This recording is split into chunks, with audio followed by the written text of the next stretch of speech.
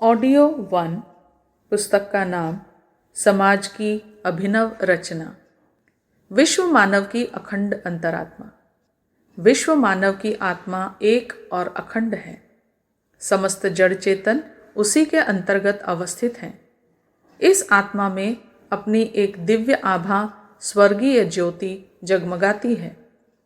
अनेक मल आवरणों ने उसे ढक रखा है। यदि वह ज्योति इन आवरणों को चीरकर अपने शुद्ध स्वरूप में जगमगाने लगे तो उसका आलोक जहाँ भी पड़े वहीं आनंद का परम आह्लादकारी दृश्य दिखाई दे सकता है। इस प्रकाश की सीमा में आने वाली हर वस्तु स्वर्गीय बन सकती है। ऐसी बहुमूल्य ज्योति हमारे अंदर मौजूद है। स्वर्ग की सारी साज सज्जा हमारे भीतर प्रस्तुत है, पर अविद्या के प्रतिरोधी तत्वों ने उसे भीतर ही अवरुद्ध कर रखा है। फलस्वरूप मानव प्राणी स्वयं नारकीय स्थिति में पड़ा हुआ है और वैसा ही नरक तुल्य वातावरण अपने चारों ओर बनाए बैठा है। आत्मा स्वार्थ की संकुचित सीमा में अवरुद्ध होकर आज खंडित हो रही है। हर व्यक्ति अपने को दूसरे से अलग खंडित देखता है। फलस्वरूप चारों ओर संघर्ष और कलह का वातावरण उत्पन्न होता है। वस्तुतः हम सब एक हैं, अखंड हैं। सब एक दूसरे से जुड़े हुए हैं। एक का सुख दुख दूसरे का सुख दुख है। उठना है तो सबको एक साथ उठना होगा। सुख ढूंढना है तो सबको उसे बांटना होगा। खंडित व्यक्ति स्वार्थ की संकुचित सीमा में रहकर अपने शरीर के लिए कुछ भी कितना ही इकट्ठा क्यों न कर ले, पर इससे उसे कोई चैन न मिलेगा। जब तक हम अपने को सब में और सबको अपने में न देखने लगेंगे, तब तक मानव अपनी महानता से, मानवता से वंचित ही बना रहेगा। एक दूसरे के प्रति आत्मीयता, ममता, स्नेह, उदारता, क्षमा, करुणा की दृष्टि से देखें और जो कुछ अपने पास है उसका लाभ दूसरों को देने के लिए प्रस्तुत रहें, तभी मनुष्य की मनुष्यता सार्थक हो सकती है। आध्यात्मिकता का संदेश है कि हम में से हर कोई अपने भीतर दृष्टि डाले, अंतर्मुखी होकर देखें कि उसके भीतर कितनी प्रचुर मात्रा में दैवी संपत्ति भरी पड़ी है। यदि वह उसे जान ले, देख ले और उसका सदुपयोग करने लगे तो मरने के बाद नहीं, इसी जीवन में आज ही स्वर्ग का आनंद ले सकता है। यह कथा कल्पना नहीं, वरन सुनिश्चित तथ्य है कि अपने आप को जान लेने पर मनुष्य सब कुछ जान सकता है। अपने आप को सुधार लेने पर संसार की हर बुराई सुधर सकती है। अपने को बना लेने पर बाहर के जगत में सब कुछ बन सकता है। अपने को विकसित कर लेने पर बाहर की सारी गिरावट उत्कृष्टता में परिणत हो जा सकती है। व्यक्ति महान बने, समाज महान बने तथा सारी वसुधा महानता से ओतप्रोत हो, यह मिशन लेकर हमको उठना है।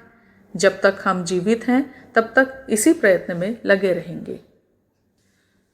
दूसरे हमसे भिन्न नहीं, हम दूसरों से भिन्न नहीं, इसी मान्यता में अध्यात्मवाद का सारा रहस्य सन्निहित है। दूसरों की पीड़ा जब पीड़ा लगने लगे, दूसरों को सुखी और समृद्ध देखकर जब अपने भीतर संतोष और हर्ष की लहर लहराए, तब समझना चाहिए कि हम आध्यात्मिकता के वास्तविक स्वरूप को पहचानने और ग्रहण करने की स्थिति में पहुंच रहे हैं।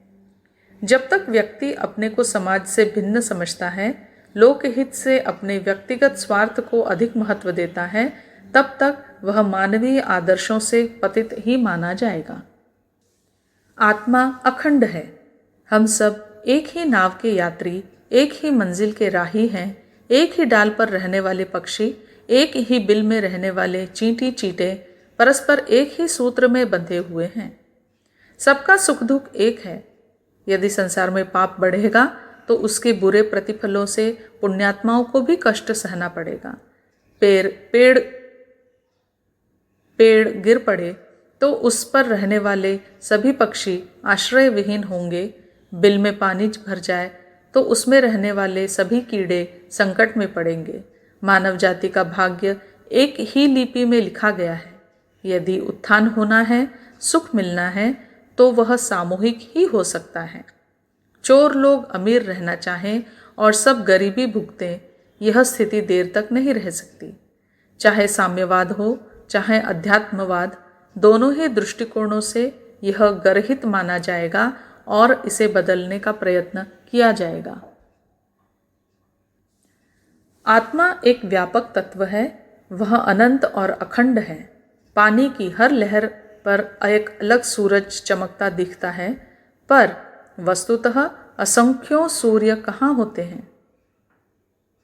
एक ही सूर्य की आभा तो अगणित लहरों पर स्वतंत्र प्रतिबिंब जैसे दिखती है। आत्मा भी एक है, उसकी अखंड ज्योति एक है। हम लहरों पर चमकने वाले प्रतिबिंबों की भांति अलग भले ही दिखाई दे, पर वस्तुतः हम सब एक हैं। एक ही ज्वाला की अगणित चिंगारियां विभिन्न शरीरों में जलती दिखती हैं। एक ही बिजली घर की प्रचंड धारा अनेक बल्बों में चमकती है, पर धारा का उद्गम एक है। इस एकता को जितनी जल्दी हम समझ लें उतना ही उत्तम है। वेदांत का अद्वैत सिद्धांत ही सत्य है। द्वैत मिथ्या है।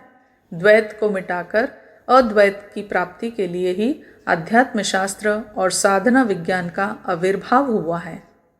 जीव जब अपनी सत्ता को भुला करके ईश्वर में लीन हो जाता है, तब समाधि का, मुक्ति का, सुख का, तब समाधि का, मुक्ति का सुख मिलता है। लौकिक जीवन में भी सुख शांति का यही मार्ग है। व्यक्ति अपने संकुचित स्वार्थों की पूर्ति शैली में सोचना छोड़कर समाज की, समूह की बात सोचने लगे तो सर्वांगीण मुक्ति का वातावरण विनिर्मित हो सकता है। राजनीतिक स्वतंत्रता, आर्थिक स्वतंत्रता, सामाजिक स्वतंत्रता, धार्मिक स्वतंत्रता आदि स्वतंत्रताओं के विविध आंदोलन चलते रहते हैं। आत्मा स्वतंत्र है, वह बंधन में नहीं रहना चाहती। जब छोटी सी चिड़िया तक पिंजरे में बंद रहने की पराधीनता स्वीकार नहीं करती और अवसर मिलते ही उन्मुक्त आकाश में उड़ जाती है, तो आत्मा ही क्यों पराधीन रहे। स्वाधीनता की उसकी भूख स्वाभाविक है। यह भूख आत्मिक स्वतंत्रता में ही जाकर पूर्ण होती है। व्यक्ति छोटे से शरीर के लिए, छोटे से कुटुंब के लिए ही सब कुछ सोचे और संसार की कठिनाइयों की ओर से आंखें बंद कर ले, तो यह संकीर्णता, सीमाबद्धता, स्वार्थपरता ही कही जाएगी।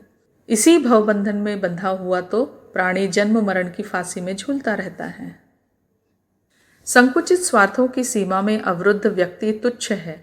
जो अपनी ही बात सोचता है, अपने ही दुख से दुखी और अपने ही सुख से सुखी है, वह अभागा प्राणी पानी की एक बूंद की तरह है, जिसका अस्तित्व उपहासास्पद ही रहता है।